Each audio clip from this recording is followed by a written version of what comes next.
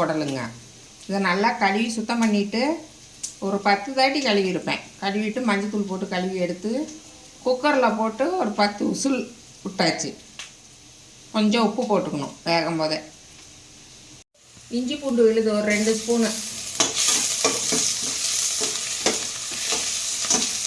தக்காளி கட் பண்ணது.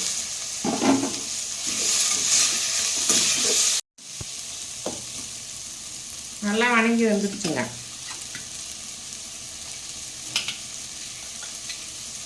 இந்த டைமில் வேக வச்ச குடல் கறியை போட்டுடலாம்.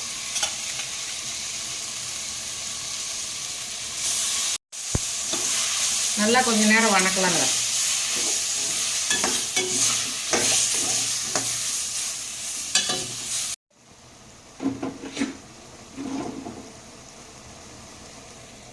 மிளகாத்தூள் 1.5 ஸ்பூனுங்க, கொத்தமல்லி தூள் 2 ஸ்பூனு, கரம் மசாலா பொடி 2 ஸ்பூனு, மஞ்சத்தூள் இந்த கொத்தமல்லி தூள் கூட அரைச்சிருக்கேன். இதுலேயும் கொஞ்சம் போட்டு வேக வச்சுருக்கேன் குடல்லையும்.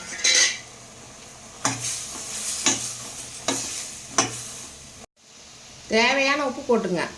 ஏற்கனவே குடல் கறியில் உப்பு போட்டு வேக வச்சுருக்கேன். அதனால் கொஞ்சம் கம்மியாக தான் போடுறேங்க. பார்த்துக்கிட்டு அப்புறம் கூட தேவைன்னா போட்டுக்கலாங்க உப்பு. கொஞ்சோண்டு தேங்காய் போட்டுக்கலாங்க. அரைச்சி வச்ச தேங்காய் ஊற்றின பின்னாடி மீதி தண்ணியை ஊற்றிடலாங்க. குடல் வேக வச்ச தண்ணி.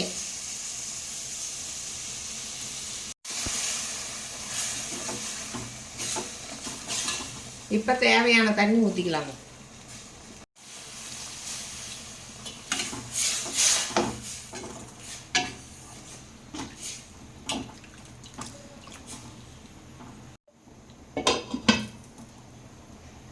நல்லா வேகட்டுங்க.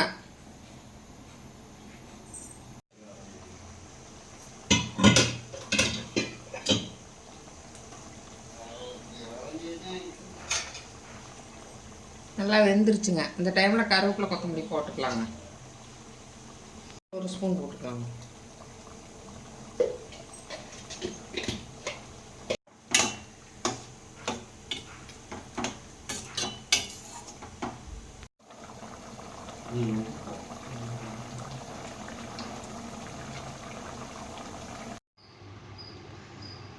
குடல் குழம்பு தயார்.